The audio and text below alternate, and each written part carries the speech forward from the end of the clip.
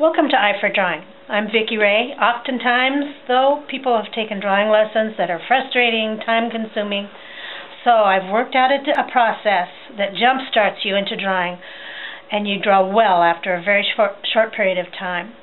I'm offering you 3 mini lessons, 10 minutes each for the next 3 weeks, and after which you will have tools to draw beautifully. Okay. So, first of all, there's a few things you're going to need. Nice piece of paper. Smooth is okay, but if it has a little bit of texture, that's better. This is fairly smooth. It's a sketchbook, and it's fairly smooth. This is called a grayscale. And what you're going to do is rule out, or make a little, I'll start one with you here. You just need a pencil. Any pencil will do. I'm using a 6B pencil here. It's a soft graphite that gives you a little more oomph to for your dollar. We're just going to make a little chart here. You're going to start getting the proper values. It's a tone, let's see what I say, a grayscale.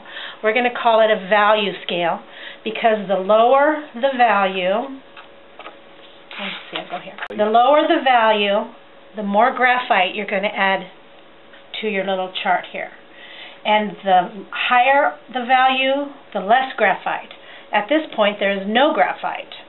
And the reasoning behind calling it lower and higher is interesting. You'd think more value, you would have more, a higher value would give you more graphite, but the opposite is true. You have to think of a higher place where this light came from. The higher values come from the sunshine. They hit the top of the trees, the top of the snow, the top of the fence posts, and they leave very little things for you to draw, very little depth to your value. I've got another one started here and I'll show you. Get your pencil, any pencil will do. 6B is my preference, and you start in giving the graphite. And the transition being smooth takes a little time. You have to you have an eraser on hand. You have to have a stiff one and a soft one and a blending tool on hand. Those will help you to achieve a smooth transition between your tonal values.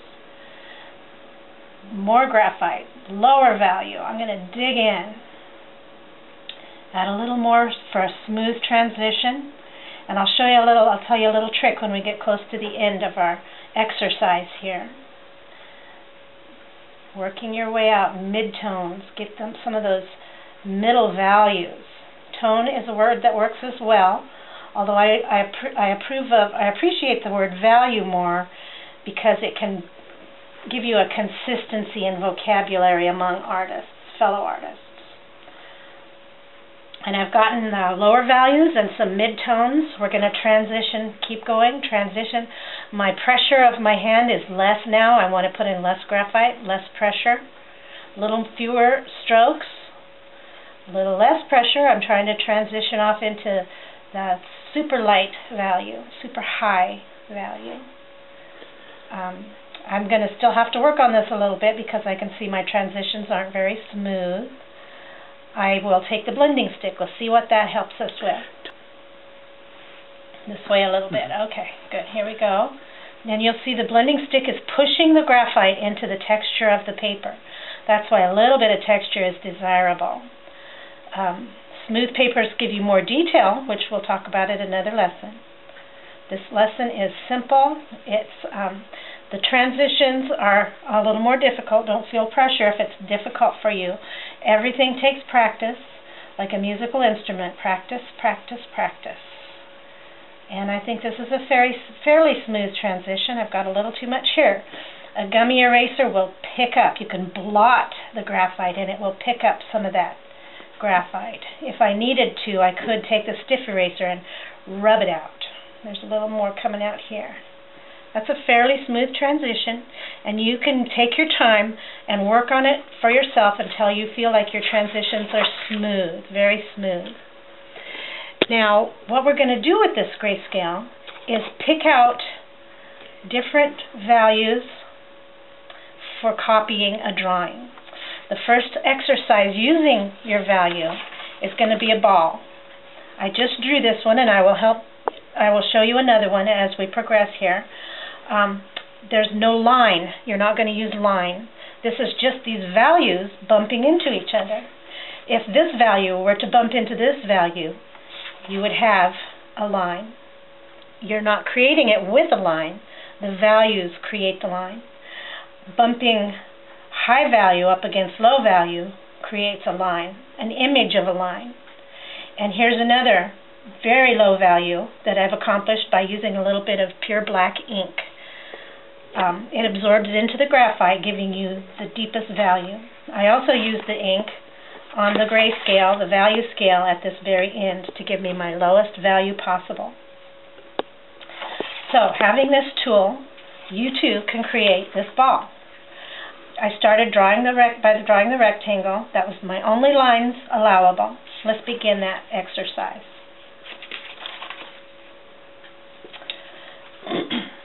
Once again, 6B and a ruler, just to create a little rectangle. Doesn't have to be any specific size. Perhaps smaller might be more beneficial for your initial ball. And this is something you can practice as many times as you would like to create your ball. I think I'm going to use an ebony pencil. The graphite is just a little more black than the 6B pencil. I really am not aware if it's softer or harder, but it feels to me like it has more value. So I'm just going to start in a corner, filling in low, deep dark cave value. And I'm going to try to get it all. Imagining I'm going to go up about halfway, and I can come in about a quarter, a third, probably a quarter of the way in, because my edge that I want to create using these values is going to appear here pretty soon.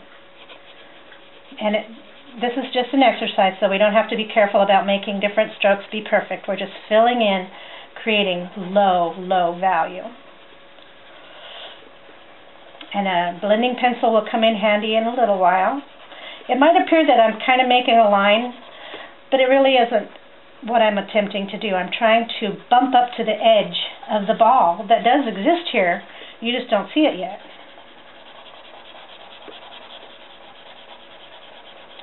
Soft pencils rather than sharp pencils are a better tool in this type of exercise, in this whole technique actually.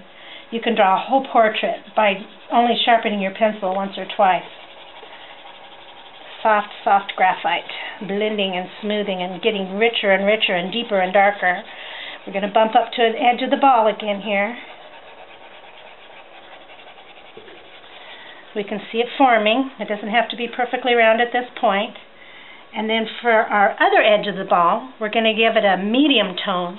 Going back to our chart, we will find that somewhere in the middle. And it's your choice as to which one you want to accomplish. Mine was a fairly light mid-tone, high mid-tone. So we're going to go ahead with that. Start in another corner. And my pressure will be less.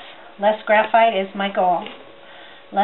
Higher value, less graphite. I'm going to create the edge of the ball again as we get there.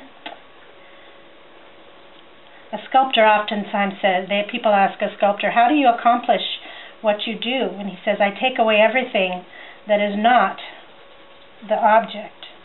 We're doing a similar thing here. We're creating everything that is not the object with our graphite. I need a clean edge here. When you're coloring in a coloring book, doing this is wrong, but we're going to smooth things out as we go. Going in different directions, you often, in a coloring book, you think, oh, that's not good coloring. Well, we're going to make it happen here. It's going to be good.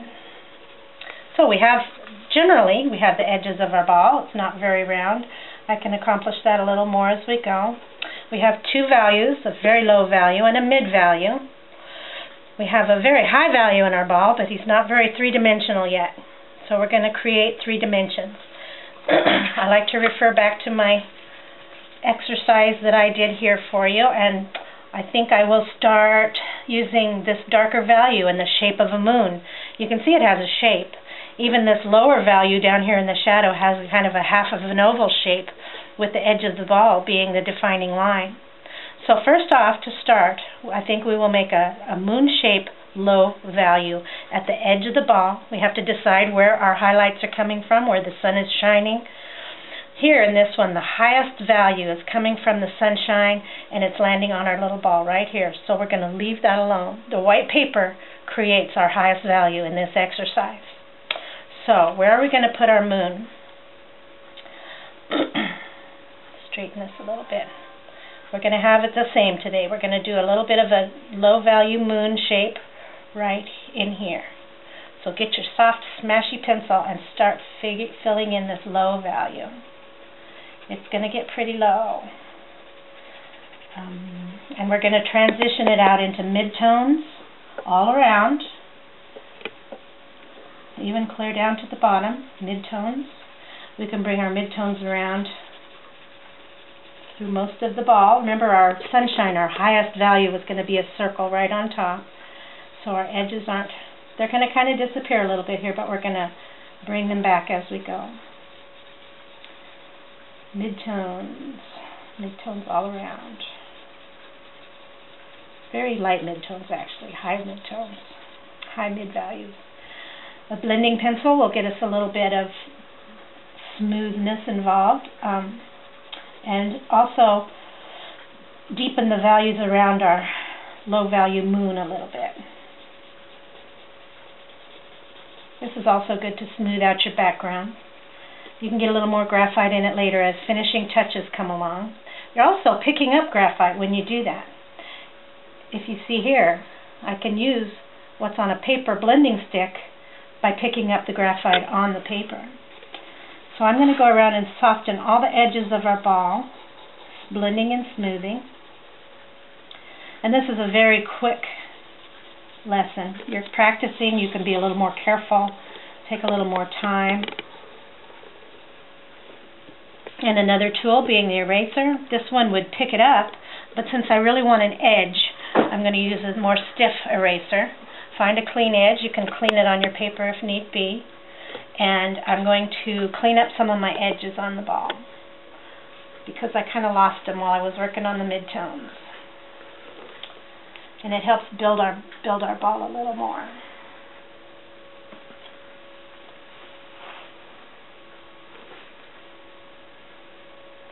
I'm thinking on the opposite side of our high tone, I'm going to leave it because there's more shadow, more dark, more low tones on the opposite side where our highlights are coming in.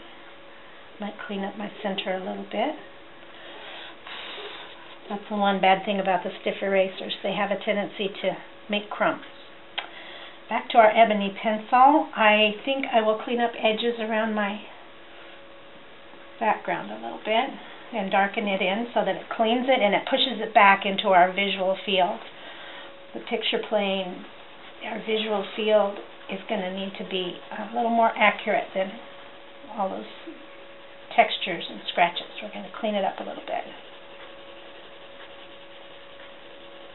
Also trying to make the ball a little more round, a little more perfect. You don't have to for your first ball, but it's good practice. Everything you do is a learning experience at this point.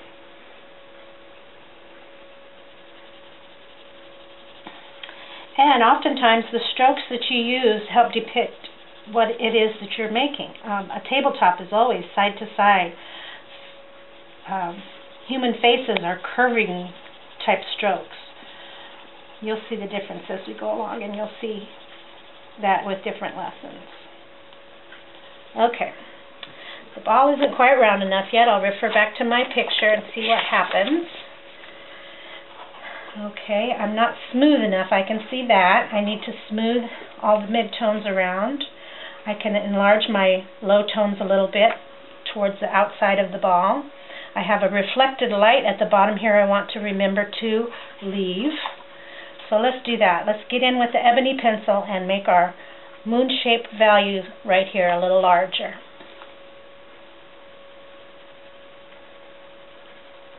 And erasers give us the opportunity to be brave with what we're doing. We can't really ruin what we're doing. And if we've gotten so super frustrated with it that we feel it's bad, we can always start over. There is really no wrong thing to do at this point. Leaving the lights. I think I'll blend stick a little bit and smooth this out.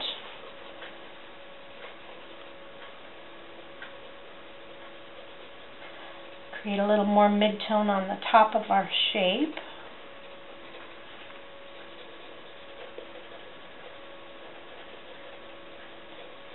I think I'll cover over our reflected light because it's a little too bright. Picking up graphite as we go. It's almost like another pencil, but it just is very faint. So let's re-examine our ball. I think, and at this point for me, I think my shadow will help define my edge a little better and make me a little happier. The low tone here, the low value, is created by the black ink pen. The ink absorbs into the graphite, as you'll see, and it gives us the lowest value on our whole picture. I've done a fairly low value tabletop here, so let's see how this one works. And our light's coming here, so the shadow's going to be on the opposite of the object. The sun is shining here, our highest value is here, our lowest value is going to be on the other side of the object. So we'll start helping clean up the edge of our ball. Maybe even moving into a little bit as I feel the need. And a round-shaped object will have a fairly round-shaped shadow. We're going to make kind of an oval, possibly out to here. And it starts at the very bottom of the ball. And do you see how the ink is giving us a lower value? And it looks like there's going to be lines, but it fairly quickly absorbs and becomes a semi-smooth surface. It is a lot more linear than the graphite, but it does absorb fairly well. So we'll go ahead and see what happens with that. Oval-shaped shadow from our little ball. Fairly solid value up close to the ball, and it will fade away as the light is allowed to come around to the other side of the ball. Which is true in life, which is a good practicing issue for you guys. If you want to have some homework, picture this value system that we've described here in your everyday life. Watch when you turn on your bedroom light where the shadows appear. Look at an object in your bedroom and see where are the values, where do the values change, where are the midtones, where are the low tones, where are the high tones. I'm going to clean up my edges a little bit here. Looks like lines, but I'm bumping the edges. Cross-hatching across the texture doesn't hurt in a shadow, and this ink will absorb fairly well into the graphite. Now you can see the lower tone creating a shadow. That makes me a little happier. My ball feels a little more round. I also see some dips that don't look very round. So what can I do to accomplish more of a three-dimension using our value tone scale that we've accomplished and are trying to copy and mimic? Let's look at our chart and see what we can do. We have smooth transitions. That might be what we're forgetting. The transitions aren't quite as smooth. So maybe if I smooth my transitions, I'll get a more round ball. I'll go with the ebony pencil again. And this takes a little more concentration. I don't want to lose my reflective light down at the bottom, so I'm going to try to be a little careful.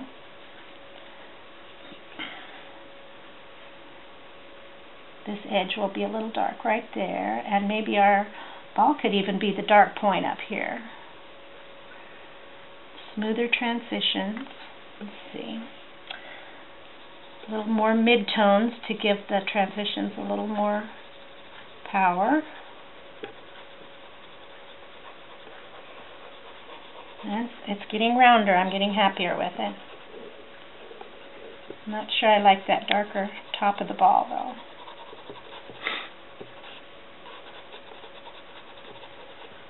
Okay, I think I'm going to erase that edge back out.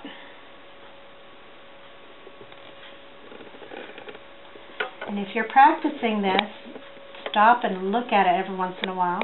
If you feel yourself getting tired of it and frustrated, walk away. You can come back in a little while and it gives you a better idea of what it is you're seeing, correct or incorrect. I'll refer again to our ball here and see what I think.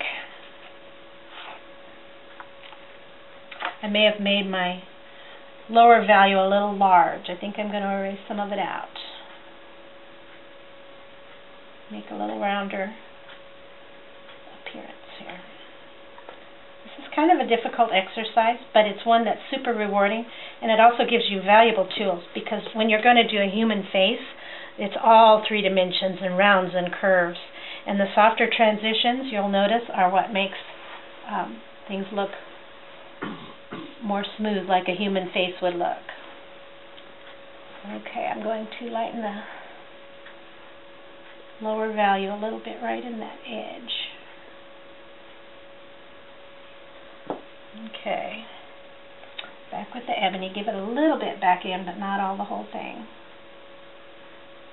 Okay, now our blending stick. We're going to soften and smoothen a little bit more and see what we come up with.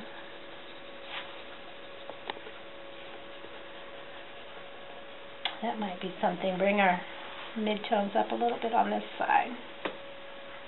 And smoother transitions. I see lines in my drawing that I'm not happy with, so I'm going to try to rub them out a little bit. But I think you get the idea of our value scale. Copying the shapes of the values, putting them in their correct places is the exercise, what this exercise is all about. And you'll see it with our next exercise in our same lesson, number 1. I'm going to clean up the edges by cleaning up the background a little bit on the top half of the ball. Smoothing our background a little bit. It'll help the ball to pop out a little bit better. Let me see here. Yes, that creates edges a little bit better. It makes me a little happier.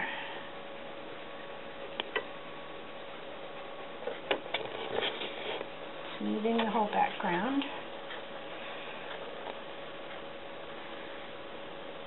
And one of the suggested ways to get pictures for yourself to draw would be to have photographs that you've had with your family, and then copy them on your copy machine. Scan them onto your computer and print them off black and white. That's an easy way to get an image to draw. Transitioning from color to black and white is really difficult, so I suggest you do that for the first few exercises in your own practice schedule. I'm pretty happy with that ball. I hope you're happy with yours. So, what we've learned today in our first lesson, what we've accomplished, is a value scale. We learned that the low values have more graphite or ink or create a darkness that we can almost feel. That's our low value. We've learned the midtones, the mid-values, transitioning smoothly up to a high value where there's just white paper accomplishing the high value. We've learned that the low values come from the darkest, deepest caves. The high values come from the sunshine. So that's our value scale. And then to accomplish a drawing, we needed to pick out shapes of these values. We accomplished a ball using no line, only bumping up values. We bumped low values to midtones to high values, and all back around again, depending on where they were. We were accomplishing a 3-dimensional shape by bumping up the different values. We did our exercise in front of you, and we did our ball in front of you, and I hope you were able to practice both of those 3 or 4 times. And our next lesson will be using the skills you've learned, picking out the values to accomplish another drawing, one that you will finish and be very pleased with. We will have another exercise to help you with accuracy. So I hope to see you next week. Thank you.